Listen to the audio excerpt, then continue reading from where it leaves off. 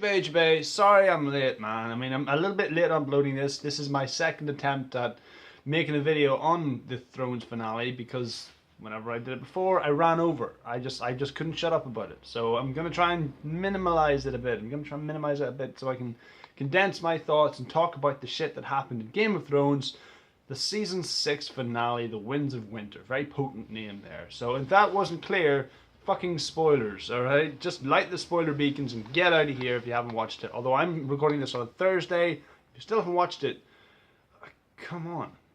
Come on. So, yeah. Fuck. This episode was a masterpiece. This was a tour de force of just cinematography, music, score, acting, right across the board. It was brilliant. I've talked a lot about how this season had a lot of table setting episodes where they're setting things up, and that only works as long as they deliver big. And this show delivers big. I mean, we got the Battle of the Bastards. We've got this now. Now, the first 15-20 minutes of this episode are amazing in and of themselves. It's just, it starts off with this beautiful score, this beautiful music that builds, that helps us keep tension and just weaves in and out of the plot. We see Loris's trial, where he's just a broken man who's just so easily subjugated to the will of the High Septon. He gets that kick-ass face tattoo. We see Miss Tyrell in the crowd, just like whenever they lay the knife on him, and his heart's broken. Margaery just stops him, but Cersei's not there. Tommen is not going to be there because the mountain forbids him to leave his room, which is kick-ass. And Margaery's the first one. Margaery, man, God bless her. She's the first one to pick up on that. Listen, Cersei knows she's supposed to be here. She's not here anyway. What do you think that means? And the High Sparrow's like, don't worry about it. The gods, yada yada yada. And she's like, no, man, we all need to go. So she makes to go, and the High Septon doesn't let her. The Sparrows won't let her. Lancel Lannister chased some kid into a cellar. He got stabbed. He's crawled towards two little peaks of light. He sees the light are actually two candles, and the candles are in a puddle of wildfire. Now, a lot of people guessed this was how it was going to go down. But the way that they dragged it out and the way that they built up to it, snapping back to all of the players in King's Landing at different times, including Maester Pycelle, who got stabbed to death by a bunch of little children in a cellar. Fucking hell, that was dark. That was brutal, man. Just the way he's coughing up blood, and the way Qyburn's just kind of sort of watching over this. Like, nobody needs to die alone, but you've got to die because you're old and it's time for the new. Grim, but it would be nothing if it weren't for that look on Jonathan Pryce's face, where everyone hates that smug smile that he has, where he never smiles with his eyes, but he smiles with his mouth. And holy shit, just that look of sort of incomprehension, then doubt, and then realization as he looks up at Margaery, who's just staring daggers at him going, you've killed us all right now. Boom. Gone. He's the first one to go too. Well, sorry, Lancel is the first one to go in the explosion. The High Sparrow just up in flames. Everyone just gets eviscerated, just incinerated. They're atoms now, okay? It's done. The Sept just explodes. We see the windows going out. We see one of the best fatalities I've ever seen this year, where a guy gets just destroyed by a bell, just ricochets off a building and takes a guy out on the pavement. You see this the blood scraped underneath, and and Cersei, who's now officially batshit crazy, just watches there with a glass of wine going, yes. She's repeatedly said that she would burn the city down to the ground, or burn people down to the ground to protect her children, and in her eyes that's what she's done. Tommen did not see it that way, and there's a beautiful shot of him taking off the crown, walking off screen for a few seconds, walking back on screen, and then just quietly stepping out the window. It's done. Now, I'm glad we were spared the sight of his body.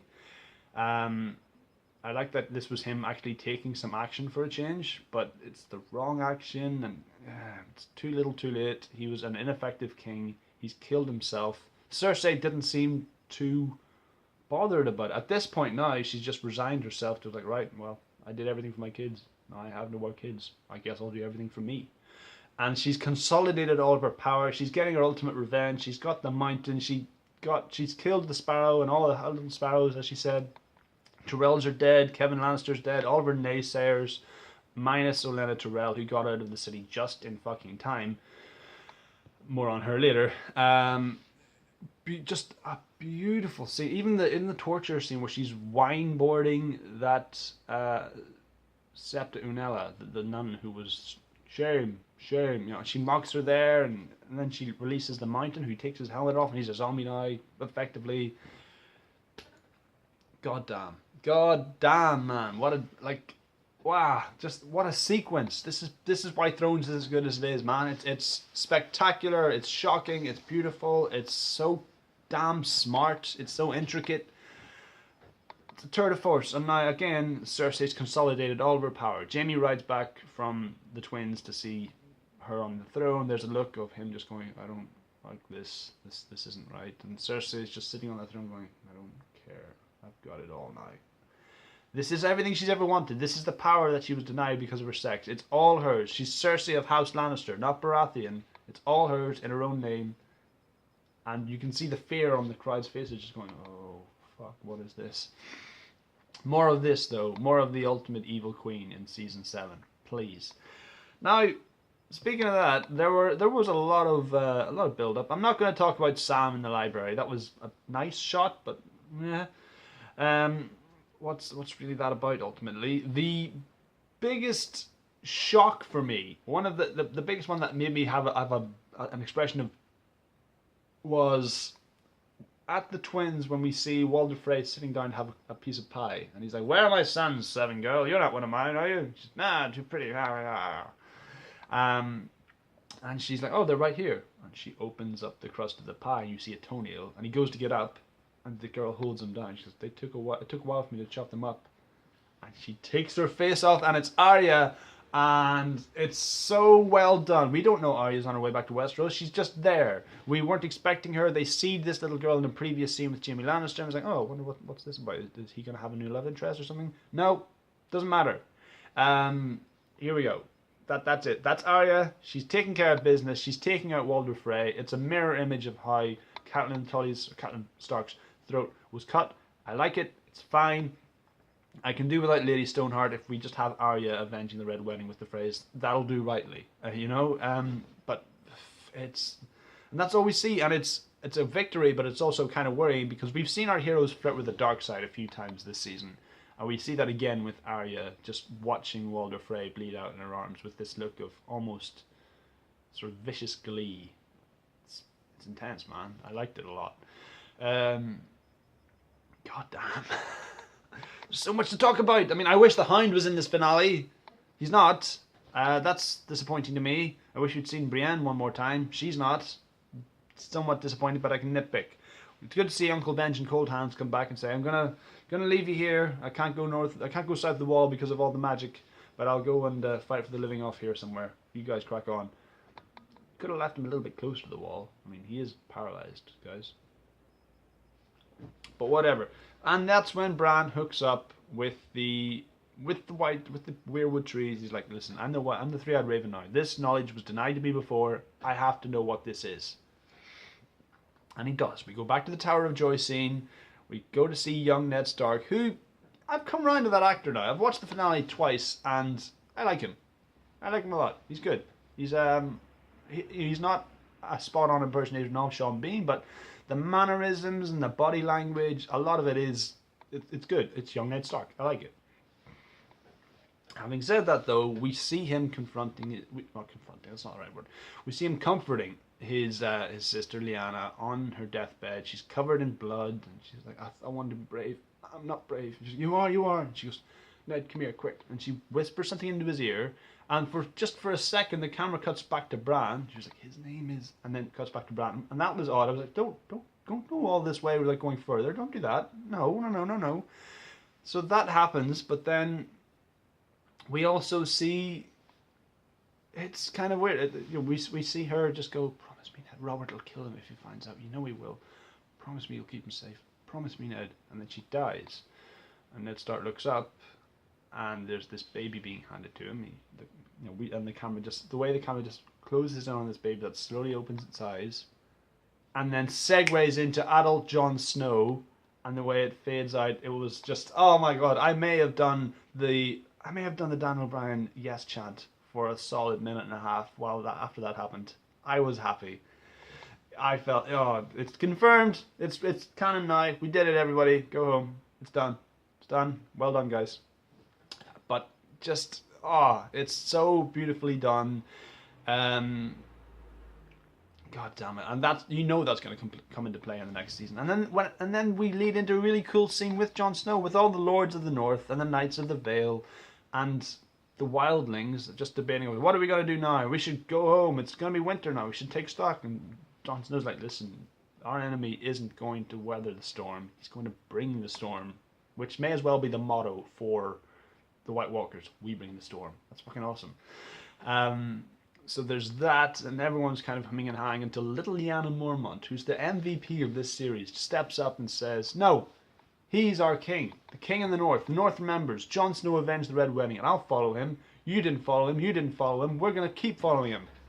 And she shouts at those other lords, and Wyman Manderly gets up. He's like, she speaks true. We're going to follow you now, Jon Snow. Sorry about that.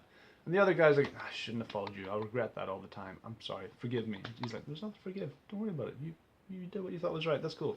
Well, I'm going to follow you now. The King of the North. And then we start chanting the King of the North again. And then I start chanting the King of the North again. And it's nice. Jon stands up. He has a little look at Sansa. Sansa gives him an encouraging smile. It's just... It's get hype territory. But at the same time, it's tinged with a little bit of, oh, we've already done this. Oh, I don't know about this. This didn't end well last time. So it's a little moment of kind of... a little moment of unease, but I'm generally okay with it. And then I'm going to wrap things up with Daenerys and Meereen. Now, this was... speaking of vindication, holy shit, man. I mean, we see her firing / dumping Dario Naharis. And, it's kind of sad where she's not taking her paramour with her, but he's going to stay in Meereen.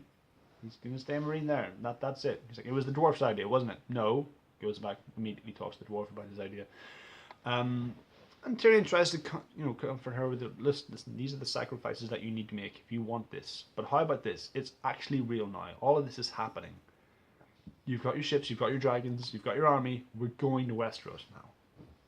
And she says, you know what? Thank you very much for your help here. I had this made. I don't know if it's right. And she gives him a little hand of the Queen badge. And it's a really nice moment for Tyrion, because this is him being rewarded for his own talents rather than just, oh, you're a Lannister, oh, you're rich, oh, you're a dwarf. That's all people see, rather than just this really intelligent, really capable character. Daenerys sees it, recognizes it, rewards it. And it's just a beautiful moment where he tears up and he kneels, and it's nice. It's a sweet moment between those two characters. Cut to Dorne, where we're back in Dorne again, and we see Olenna Tyrell putting the Sand Snakes in their fucking place because we don't care about them, we don't know their names, and they can shut the fuck up.